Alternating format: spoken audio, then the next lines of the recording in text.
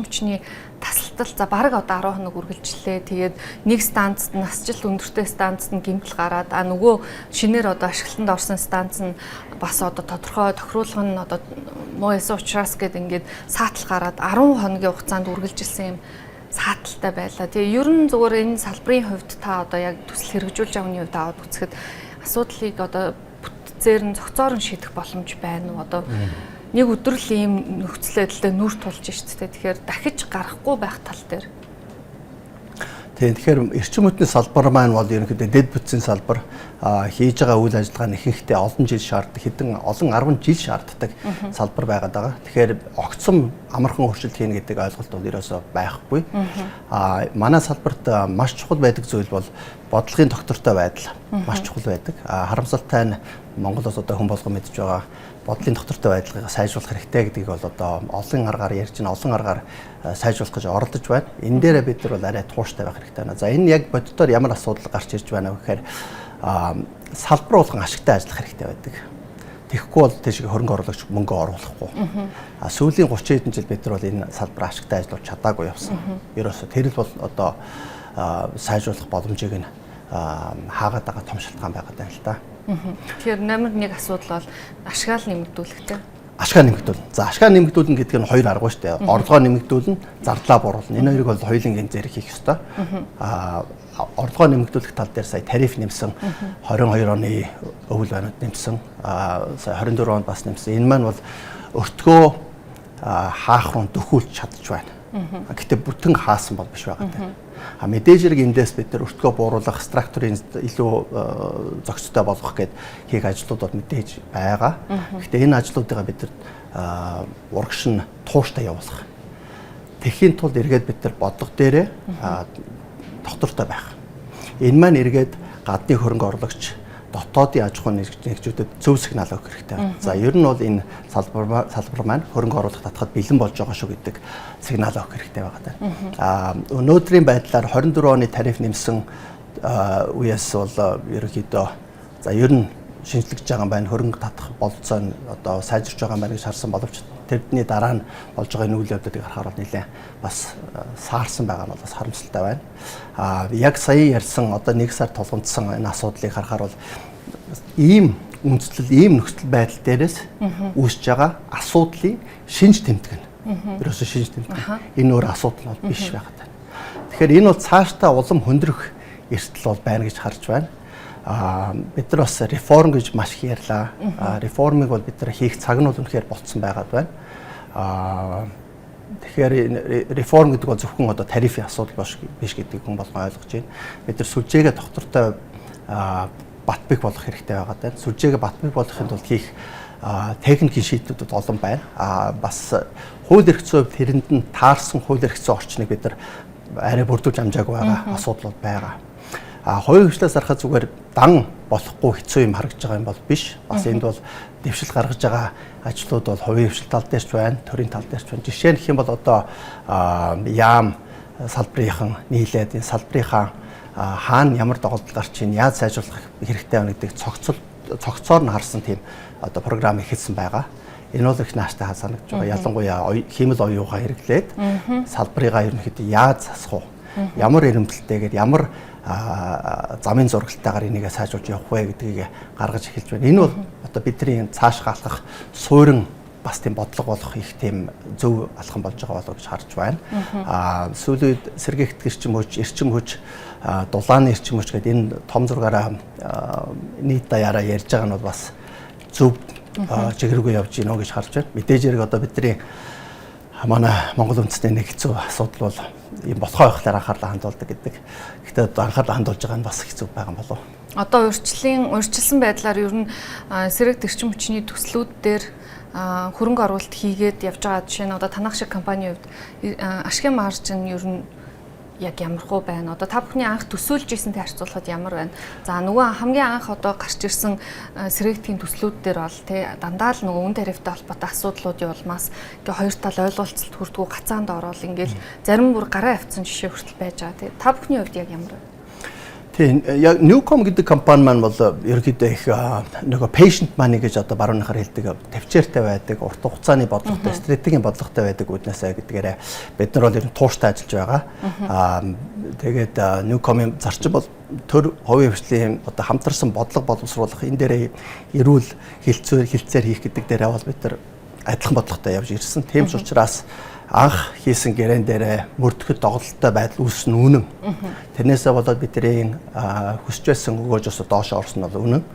Гэхдээ зүгээр одоохондоо бол бид нар энэ чигээр явсан ч гэсэн боломжийн байна гэд тодорхой хэмжээний компромайс гэх юм уу буут хийгээд хоёр талаасаа ойлголцоод уршаа алхаж байгаа. Энэ маань эргээд салбарт хөрөнгө оруулагч нарт ч гэсэн бас нэлээд тийм эерэг сигнал өгч чадсан. Энэ маань түрүү жилийн намар болсон асуудал байгаа.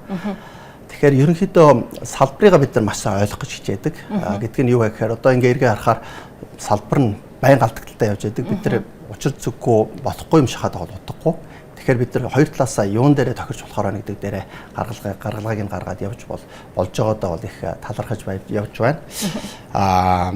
Тэгэхээр өмнө хийсэн төслүүдээр бид нар одоо юун дээр их бэрхшээл тулгараад байна. Дараагийн төсөл дээр яагаад энэ бэрхшээл нь гарч ирээд байна вэ гэхээр нэгдүгээрт нь зурсан гэрээгээ мөрдөх гэдэг дээр бол улс маань илүү доктортой хатуу байсвартай байх бол үнэхээр чухал. Ялангуяа түрүүн хэлсэн эрчим хүчний төслүүд бол хэдэн 10 жилээр яригддаг учраас бас хэцүү. За бас түрүүн өөрөө дурдсан тарифын асуудал байнга яригддаг. За энэ дээр бол бас манай нийгэм бодлого боловсруулж байгаа улсууд ирэх барьж байгаа улсууд маань бас зөв ойлголттой байгаасаа гэдэг үднээс дахин би давтаж хэлэх хэрэгтэй болов гэж бодож байгаа онцөг маань бол ямар ч оронд байсан сэргээгт эрчим хүчний төслийг анх хэрэгжүүлэхдээ фидийн тариф буюу төгжсөн тийм хатуу тарифтай явж эхэлжээж энэ салбарыг хөгжүүлдэг нь дэлхийн жишг байгаамаа. Тэгээд тэр эхний төслүүд нь амжилттай явахаар дараа нь зах зээлийн механизм оруулаад огцон болгоод үнээрээ өршөлдөг шат руугаа орж байгаа. Яг гэвэл эхний тоглогч нар маань бол хөрөнгө оруулалтаар хамгийн их өрсөлдөл хүрч байна. За бидэрт бол тэр бодиттой эрсдэл сая үүсээ тэрийг одоо бид нар ингээд аргалаад засварлаад явж байгаа. Тэгэхээр энэ дээр бид нар бол бүгдээрээ зөв ойлгох хэрэгтэй байдаг. Хоёрт нь одоо бид нар хэрэглээгүй сэргээгт эрчим хүчний дэмжих тарифыг бид нар төлөөд байдаг нь ямар утгатай вэ гэдэг. Энийг бол 24 оноос энэ цуцлсан байж байгаа. Хоёрдугаарт нь энэ тариф маань яг нарийн ухаад үзэх юм зөвхөн сэргээгт рүү ордог биш, эрчим хүчний салбар руу бүгдэнд нь л ордог байсан асуудал байгаа. За бас нэг бид нар үл ойлгодог асуудал маань бол сэргээгт эрчим хүчнийхэн одоо 6%, 8% цөөхөн хэсгийг нь үйлдвэрлэжээд 30%-ийнх нь төлбөрийг нь аваад байдаг гэдэг яриа байдаг. За энэ маань бол бас жоохон буруу ойлголт байгаад байгаамаа. Бод байдал маань юу байна вэ гэхээр ашиг хийж болж байгаа хэдэн улсууд байгаад байгаа. Өмнө нь барьсан байсан 2, 3, 4-р станцуудын бол тэр чинь бол нэгдүгээрт зах зээлийн механизмаар санхүүжилтийг босгоогүй. Социализмын үед шал өөр механизмаар зөвхөн зардлыг нарт босгосон төслүүд байгаа. Хоёрт нь тэрнээс хойш зөндөө олон зардлууд дээр нь тэгэлсэн асуудлууд байгаа. За одоогийн нөхцөл байдал дээр зардлыг нь татаасаар хаагаад яваад байсан асуудал байсан. Тэрийг нь одоо ингэж нөхөх гэж байна шүү дээ. Тэгэхээр энийг харьцуулаад харахад бол адилхан юм харьцуулж байгаа шал ондоо хоёр юм харьцуулж байна. За одоо шинээр орж ирж байгаа нөөцний дулааны цахилгаан станцууд бол дандаа 8 центээс дээш орж ирж байна. 1 кВт цаг нь. Энэ маань бол одоо сэргээгт эрчим хүчтэй ер нь бол адилхан.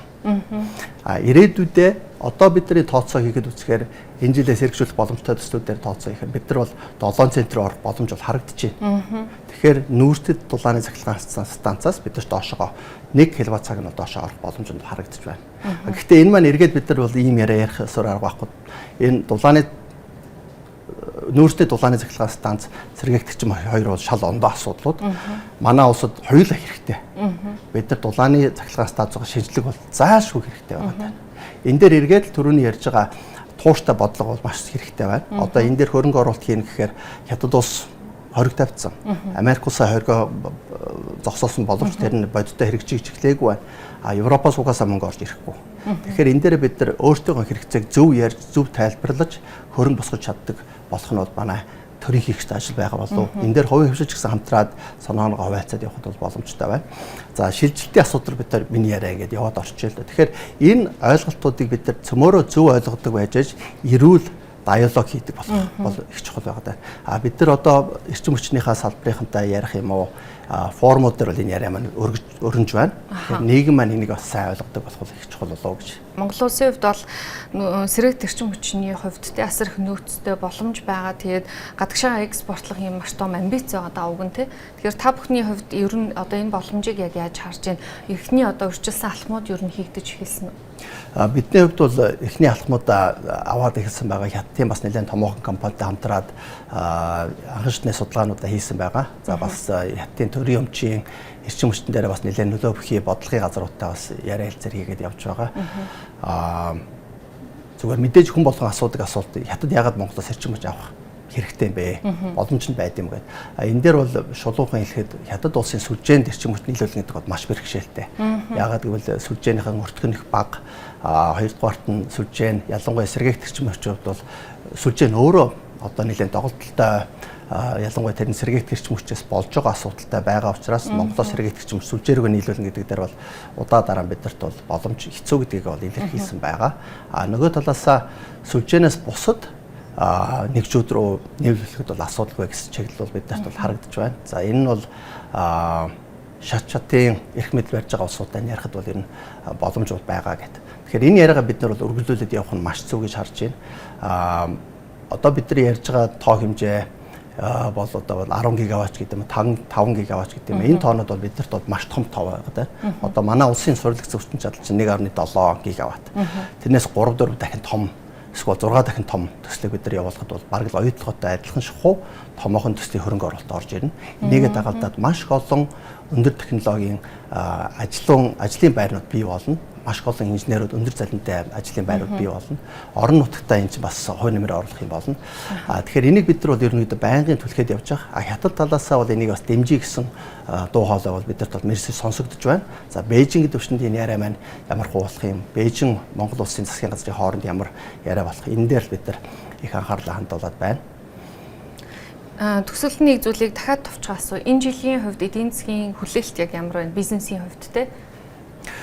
За бид нар одоо эрчим хүчээр нэлээд анхаарлаа хандуулсан явж байгаа. Тэгээ эрчим хүчний чиглэл дээр бол бид нар энэ жил нэлээд хэд хэдэн төслийн аукцион зарлагдана гэж байна. Хоёрдугаарт нь хувийн хэвшил ялангуяа уул уурхай аж ахуйн нэгжүүд маань эрчим хүчний шийдэл хайсан ийм жил болж байгаа учраас бизнес бол нэлээд тэлэх боломжтой байх болов уу гэж харж байна.